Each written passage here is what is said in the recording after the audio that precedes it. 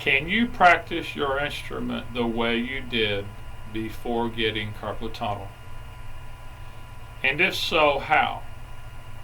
Let's break it down into talking to beginners and then advanced players. This is only my personal experience. I am not a doctor. Here are some main ideas. You are training fine motor skills, not large motor skills. Practice so slow you cannot miss a note. Except that covering more technique with repetition is over with. For example, practicing a scale, a sequence, an arpeggio, or a lick 3 to 6 times each. Beginners need to practice less material with more repetition, while advanced players need to cover more material without repetition. No pain, no gain does not apply. If it hurts, stop.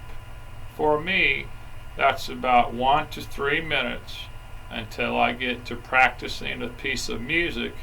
Then that rule still applies. Let pain be a guide.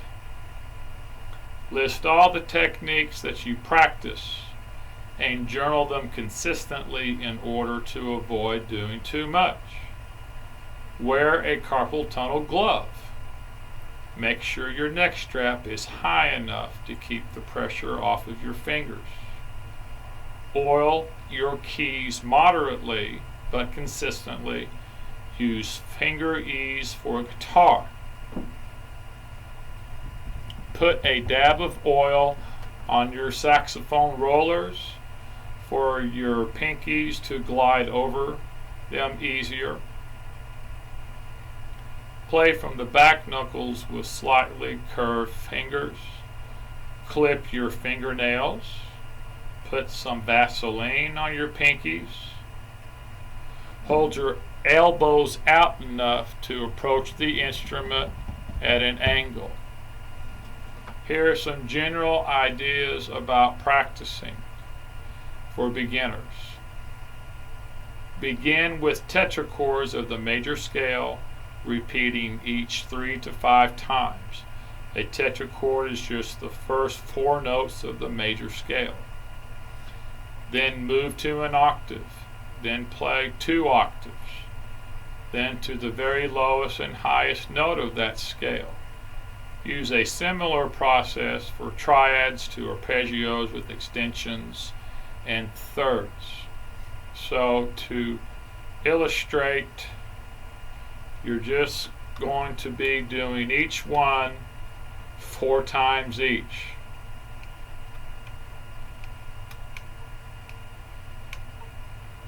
And then you'll go on to the next key.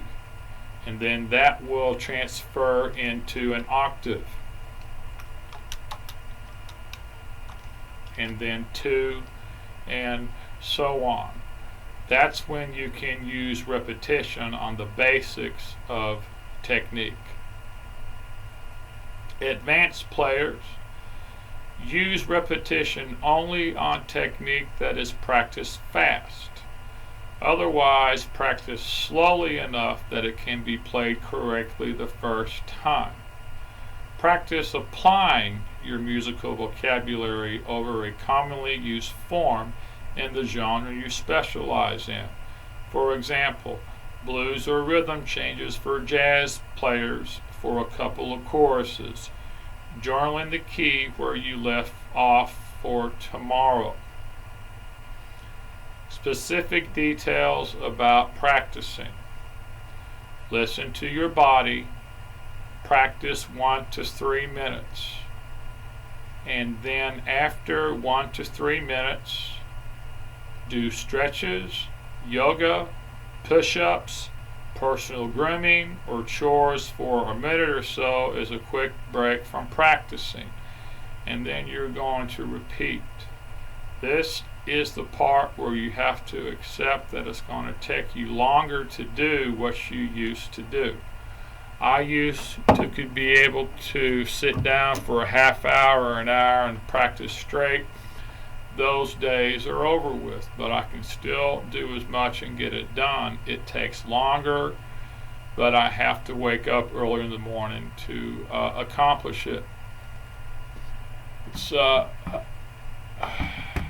okay.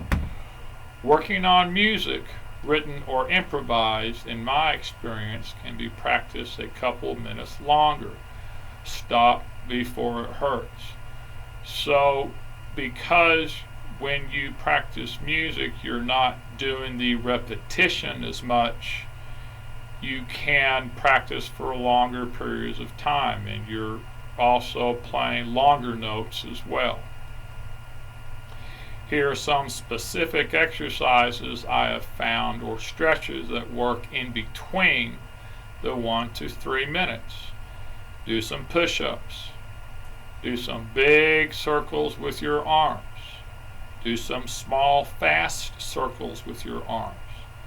Grab your hands behind your back, cupping your hands, and then switch. Shake out your wrists. Bend each one gently back with the other hand, for example. Lace your fingers behind your back. Place one arm across your chest, the opposite side. Place the opposite palm behind your elbow. Do weight training. You must increase your strength. Use a hand grip strengthener. Listen to your body though. Stop if there is pain. It doesn't matter how much you want to get done. The choice is between being able to play it all and being able to get less done. You will be able to do more over time if you take it easy at first. Specific practicing methods for guitar. Practice the technique high up on the neck. So when I practice my scales in the morning, I'm practicing them up here. I'm not practicing down here anymore on the scales until I'm getting warmed up. Also, I am not a doctor. Remember that when I say this, but I will take ibuprofen before I perform. That helps. Taking ibuprofen at night helps as well too. However, I don't abuse it. Use strings on the guitar which are lighter. Practice your solos without the string bends. So if you're a blues player or a rock player, don't practice at first like this all the time. Do it without the bends, but keep the same time. I messed that up, but who cares, right? So, avoid bending with the pinky if possible. So don't bend with your pinky. You're going to have to shift up, bend with your third finger, and then you're going to reinforce that with your second finger. That's going to make it a lot easier. You're going to save your pinky for when you have to play chords. So for example, instead of this, which I'm not going to do, I'm going to use my third finger, and I am putting my second finger in there to reinforce that. Okay, here are some products that work, and I have a link on my website to this. I use something called the Carpal solution. You can see a picture on my website and the link I'm leaving in the details for this video. It's a piece of material here with a little circle. There's one piece of tape that goes here, there's two that goes here. and you wear that at night, and it will help you be able to play again. It did me. You can get insurance to pay for it. I have not done that myself yet, but I wish I had. But the magic of it, there's a little hole in it, like the size of a pinhole, and it somehow lets all the blood circulate here. So there is a link on my website I'm leaving in the comments about that. And I think here are a couple more things I've done. Soak your fingertips in apple cider vinegar. That takes away some of the sting. If you've been practicing for a while, dilute that with water. Rub your fingertips with rubbing alcohol. I read that online that Eric Clapton said that helps build calluses. It seemed to help a little bit. So that's really all I have. I hope that this helps you. Can you practice like you did before? Maybe. But you will have to include frequent breaks and be aware of everything you need to cover in order to get it done. And I encourage you, if at all possible, see a doctor and get that carpal solution and be patient with yourself. You and your music are worth it. Thank you and good luck, and I hope this helps somebody out there. Bye-bye.